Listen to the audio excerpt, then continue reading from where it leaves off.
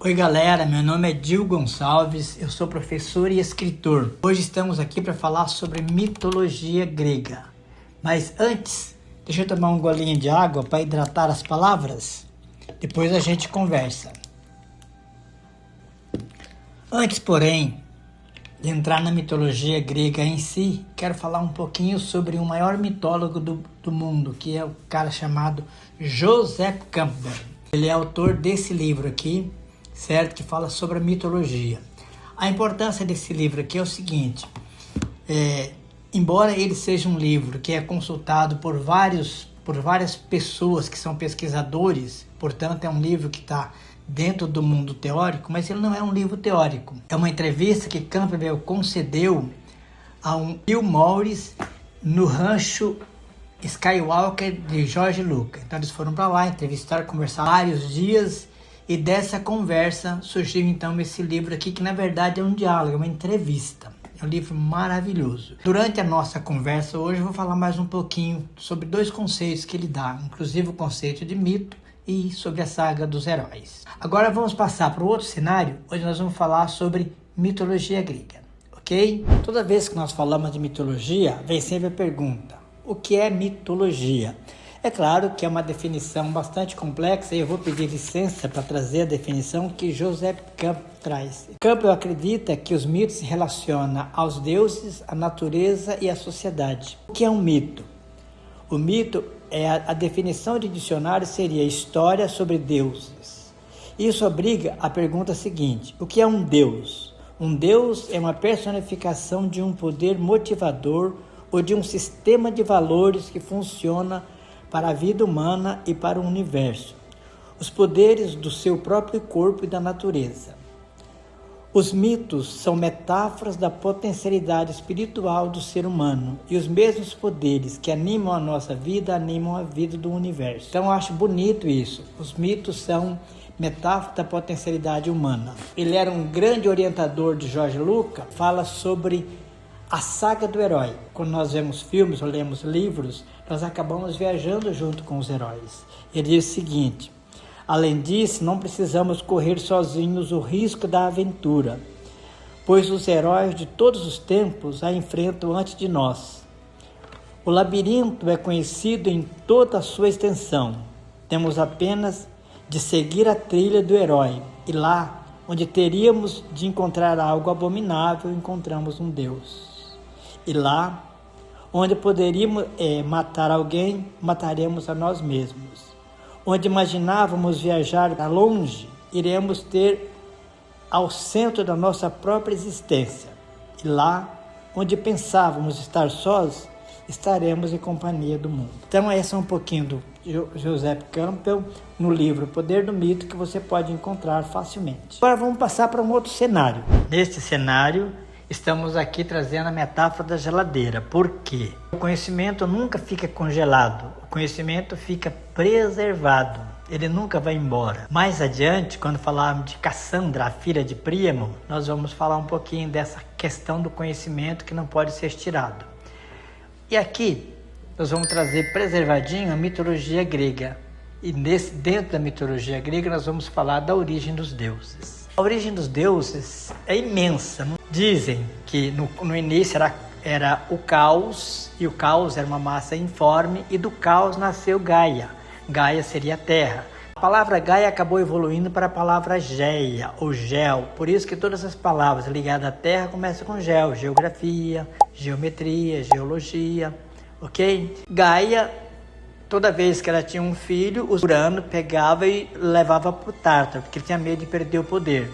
Mas um dia, Gaia orientou Cronos a castrar o pai, que era Urano. Urano significa céu, portanto, céu e terra eram juntos, eram misturados. Então, quando Cronos recebe a foice da mãe e o Urano vem para ficar com a mãe, ele castra Urano. E ao castrar Urano, essa simbologia é a separação do céu e da terra. O sêmen de Urano caiu na água, e do sêmen de Urano e bater das águas nasceu a deusa Afrodite, que é a deusa da beleza e da sensualidade. Outra deusa também que eu quero falar do surgimento é uma deusa chamada Hera. Ela é filha Cronos e Réia, e ela é irmã e esposa de Zeus. Embora ela seja irmã, ela acabou casando com Zeus, então ela é a pessoa do poder, porque Zeus é o que tem o poder do Olimpo. Outra deusa também importante, uma deusa chamada Atenas. Atenas é filha de Metis. Ela não é uma deusa, ela é uma semideusa, mas ela está ligada à sabedoria e ao conhecimento. E Cronos, por medo de que ela ameaçasse o poder dele, ele engoliu a mãe com a filha e tudo. E aí a mãe gestou a filha dentro da cabeça de Crono e Atenas nasceu da cabeça de Cronos, já nasceu pronta. Então aqui, falando da mitologia um pouquinho, agora vamos falar cada um dos mitos em particular. Temos aqui o mito de Helena de Troia. Helena de Troia é filha de Zeus e de Leda. Zeus era um cara extremamente mulherengo, certo? É preciso entender que na mitologia grega, os deuses e os humanos se misturavam. E os mesmos princípios que animavam o ser humano, animavam também os deuses. Os deuses também tinham defeitos e qualidades como os seres humanos. Então Zeus é extremamente fraco quando o assunto é mulher. E a mulher dele, a Hera, esposa e irmã de Zeus, era extremamente ciumenta. E cada vez que ele aprontava, ela acabava perseguindo tanto as amantes dele quanto os filhos. Trocando em miúdo, entre os amores de Zeus, ele teve um namoro com Leda, que era esposa do rei de Esparta. Dessa relação de Zeus com Leda nasceu Helena. Helena, que era a mulher mais bonita do mundo. Passando agora para um outro cenário, né? Nós estamos abrindo os armários do conhecimento, certo? Vamos ter aqui o Pacto dos 95. A Grécia, ela era formada por 95 ilhas, certo? Entre essas ilhas tinha a ilha de Esparta, onde o rei era um cara chamado Menelau. Como a Helena era a mulher mais bonita do mundo, todos os 95 príncipes das 95 ilhas pediram a mão dela em casamento. E ela aceitou então a mão de um camarada chamado Menelau. Nome bonito, né? Um dia que se você tiver um filho, coloque o nome de Menelau. Helena escolheu Menelau. Tem um camarada dentro da mitologia, dentro da história da Guerra de Troia, chamado Odisseu. Traduzido para a nossa língua atual, chama Ulisses. Então Odisseu era um cara ardilhoso, sabe aquele cara que é capaz de fazer as maiores manobras, certo? Convocou todos os príncipes e disse, olha, já que todos nós queríamos casar com Helena e ela escolheu Menelau, que sejamos nós os defensores desse casamento. E esse casamento passou a ser um símbolo do poder da Grécia. O mito de Aquiles. Aquiles é filho de Tétis. Tétis é uma Nereida. Nereida porque ela é filha de Nereu, mas ela é uma deusa que tem relação com a água. E essa Tétis, ela tinha o poder de manipular as águas do rio Estige. O que ela fez? Consultou o oráculo e o oráculo disse que se o filho dela fosse ficar tranquilo, tivesse uma vida tranquila, ele teria uma vida muito longa, porém sem glória. Mas se ele se aventurasse a ir para a guerra, ele teria glória, que duraria muito tempo, mas morreria muito cedo. E ele, como guerreiro que era, escolheu ir para a guerra. Falei do oráculo. O que era o oráculo? O oráculo era um poder que tinha dentro do templo de Apolo, certo? Esse oráculo geralmente era representado por uma mulher. Dentro da mitologia grega, existe um deus chamado Fado, ou Destino. Aquilo que o Fado escreve, nem Zeus consegue mudar. É lógico que o Fado não escreve sozinho. Ele tem as musas que o ajudam, né? Que ajudam a tecer o destino, a longevidade, a intensidade da vida. Tétis sabia que o filho dela poderia morrer na guerra, ela quis fazer com que ele ficasse invulnerável, imortal. Então ela pegou pelo calcanhar, pegou assim, ó, pelo calcanhar e enfiou dentro da água do rio Estige para ele ficar imortal. Só que ao tirar os pezinhos deles, né, os calcanhares que estavam dentro da mão dela, não pegou a água.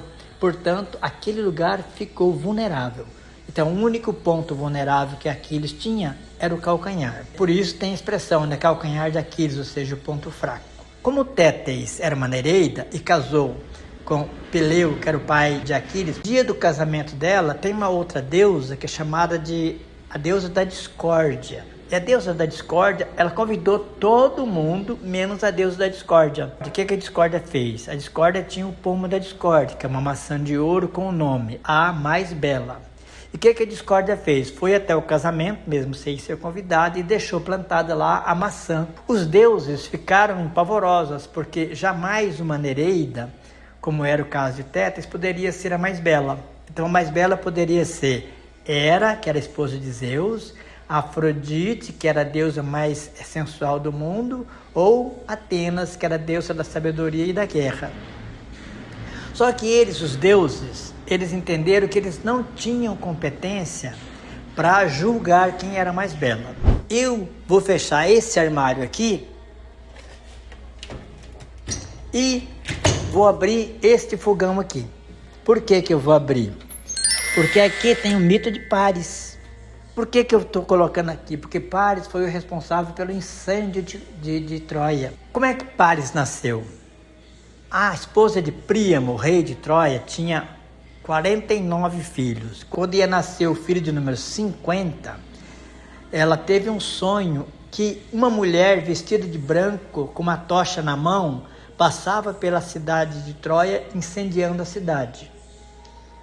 Aí ela foi perguntar para o oráculo, e ela perguntou para o oráculo o que significava aquele sonho. E o oráculo disse: o sonho significa o seguinte: seu filho que está no seu ventre vai nascer, vai crescer e será o causador da destruição de Troia. Aí ela falou: meu Deus, que destino cruel. Ela combinou com o marido dela, que era o Príamo, de dar um jeito de mudar esse destino. Pegaram o menino, que nasceu no dia seguinte, levaram para o Monte Ida e deixaram lá para que os lobos comessem. Quando o fado escreve, nem Zeus pode mudar.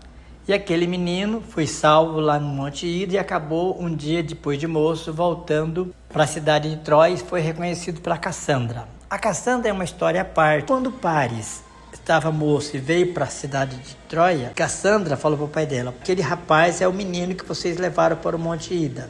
Aí, embora não acreditassem, foram investigar e viram que era verdade. Paris acabou assumindo o trono em Troia, foi viajar com o irmão dele, Heitor, para a cidade de Esparta. E aí, tinha acontecido antes o seguinte: quando os deuses tinham dúvida quem ia receber o pomo da discórdia, eles chegaram à conclusão que a única pessoa capaz de escolher entre as 3 deusas seria o homem mais bonito do mundo, que por acaso era Paris. Então eles entregaram o pomo para ele, as 3 deusas se apresentaram, Hera ofereceu poder, Atenas ofereceu sabedoria, Afrodite disse para ele: olha, se você me der o pomo, eu te darei em troca o amor da mulher que você amar. Então, agora, na cidade de Troia, o Paris quer viajar pelo mundo. Sai com o irmão Heitor no navio e vai até a ilha de Esparta, onde está casada Helena com o marido dela, Menelau. Helena, a mulher mais bonita do mundo, e o homem mais bonito do mundo. Eles se olham e deu match. O que acontece? Na hora que voltou, Paris trouxe, escondido do irmão, trouxe a Helena no navio. Conclusão: os espartanos, que convocaram o Pacto dos 95 na defesa do casamento e fizeram cerco de 1000 navios, cercaram Troia e acabaram incendiando a cidade. Por hoje é só. Então, pessoal, por enquanto é isso. Na próxima aula eu vou falar sobre um livro de um autor brasileiro que é o mais conhecido, mais querido, que é Machado de Assis. Eu vou falar do livro Dom Casmurro. Por enquanto, vamos ficando por aqui. E por acaso, você aceita um cafezinho?